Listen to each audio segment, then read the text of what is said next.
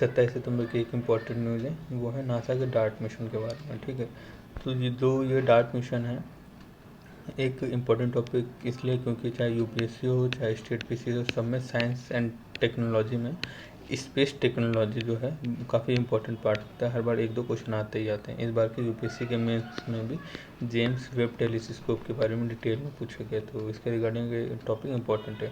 देखते हैं ये जो डार्ट मिशन है ये क्या है। डार्ट मिशन का पूरा जो नाम है वो डबल एस्ट्रॉयड रीडायरेक्शन टेस्ट है। ये जो नासा का प्रोग्राम है प्लेनेटरी डिफेंस स्ट्रेटजी, उसका एक पार्ट है। तो प्लेनेटरी डिफेंस स्ट्रेटजी क्या है? प्लेनेटरी डिफेंस स्ट्रेटजी जो है अर्थ को प्रोटेक्ट करना। किससे प्रोटेक्ट करना? ये फ्यूचर में कोई भी एस्ट्रॉयड आके अर्थ पे गिरेंगे और नुकसान पहुंचाएंगे तो उससे अर्थ को प्रोटेक्ट करना है। तो अभी जो पहला टेस्ट किया गया है इसके संबंध में वो सफल रहा है। तो इसमें क्या किया गया है, एक स्मॉल एस्ट्रॉयड है जिसका नाम है डिमॉर्फस।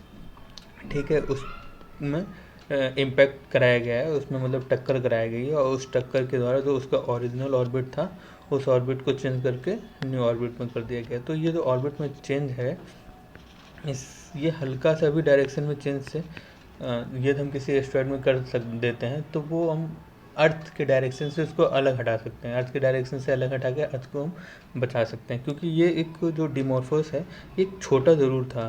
कितना छोटा साइज़ का था? ये सिर्फ और सिर्फ 160 मीटर डायमीटर का था। सोचो 160 मीटर डायमीटर का होने के बावजूद ये अर्थ पे हज़ारों लोगों की कैजुअलिटी कर सकता था। तो इस तरीके से हम अर्थ को फ्यूचर में प्रोटेक्ट कर सकते हैं। तो यही है defence planetary defence strategy NASA की, इसी के तहत डार्ट मिशन है। तो इसमें क्या क्या है? तो डिमॉर्फस एस्ट्रॉयड था, ये एक मॉस है, डिडीमॉस एस्ट्रॉयड, उसके चारों ओर ये चक्कर लगा रहा था। ठीक है, उसके ऑर्बिट कर रहा था। और ये जो डिडीमॉस है ये जो है ना सन के चारों ओर और एक ऑर्बिट में घूम रहा था। तो इसका एक इम्प्लीकेशन तो ये हो गया। एंड लेकिन सिर्फ इसका यही एक फ़ायदा नहीं है, इसका एक और इम्पॉर्टेंट फ़ायदा है कि ये माइनिंग, फ्यूचर जो स्पेस माइनिंग होगा उसमें ये बहुत फ़ायदा करेगा। कैसे? क्योंकि एस्ट्रॉयड है जिसमें रेयर मेटल्स होते हैं। रेयर मेटल्स की माइनिंग कराने के लिए उसको एक स्पेसिफिक जगह पे लेके आने में इनका इम्पैक्ट यूज़ कर सकते हैं। जैसे कि कोई यही एस्ट्रॉयड है, वहाँ जिस ऑर्बिट में घूम रहा है वहाँ पे हमारे स्पेस क्राफ्ट जाके नहीं माइन कर सकते या फिर हम उनका प्रोग्राम नहीं कर सकते। तो उसको अपने ऐच्छिक या जहाँ पे हमने सारा सिस्टम सेटअप कर रखा है उस डायरेक्शन में उसको घुमा के वहाँ पे ला के फिर वहाँ पे उसको माइनिंग करने के लिए भी ये फ्यूचर टेक्नोलॉजी है जहाँ पे इसको यूज किया जा सकता है।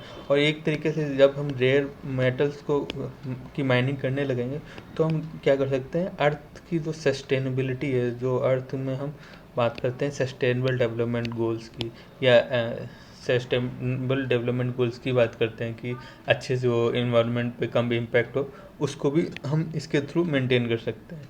तो ये इसके इम्पॉर्टेंट एस्पेक्ट्स हो गए। इससे रिलेटेड आप मेंस में भी पॉइंट्स लिख सकते हैं और प्रीलिम्स के लिए तो इतना मोर देन इनफ है। तो थैंक यू।